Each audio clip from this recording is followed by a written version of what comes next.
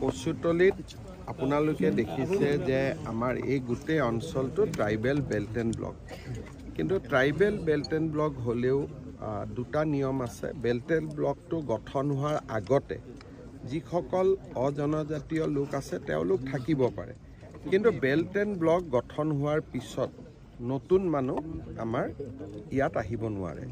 গতিকে যিসকলে tribal belt and block হোৱাৰ আগতে ইয়াত আছিল তেওঁলোকক আমি দিগদাৰ কৰা নাই বা দিগদাৰ কৰাৰ কথা নুঠে, কিন্তু যিখিনি ট্ৰাইবেল বেল্ট এণ্ড ব্লক গঠন হোৱাৰ পিছত ইয়াত আহিলে তেওঁলোকক আমি লাহে লাহে ইয়াৰ পৰা পঠিয়াব লাগিব। সমস্যাটো হৈছে কি যে এটা সময়ত বিশেষকৈ আমি ৰাজনীতি কৰা মানুহবিলাকে কাৰোবাক ৰাস্তা বনাই দিলোঁ, কাৰোবাক ইলেক্ট্ৰিচিটি দিলোঁ, কাৰোবাক পানীৰ সুবিধা দিলোঁ, ধুনীয়া ৰাস্তা বনাই দিলোঁ, আৰু লাহে লাহে বিষয়টো একেবাৰে আমাৰ হাতৰ বাহিৰত ওলাই গুচি গ'ল।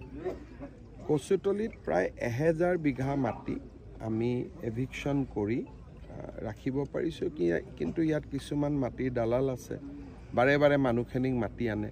গতিকে এতিয়া আমি মাটিৰ দালালখিনিকো NSAত আমি এৰেষ্ট কৰি ল'ম যদি এই ধৰণে ব্যৱস্থা কৰি থাকে। কালি 2-3জন এৰেষ্ট হৈছে, কিন্তু তেওঁলোকক দীঘলীয়াকৈ এৰেষ্ট কৰিব লাগিব।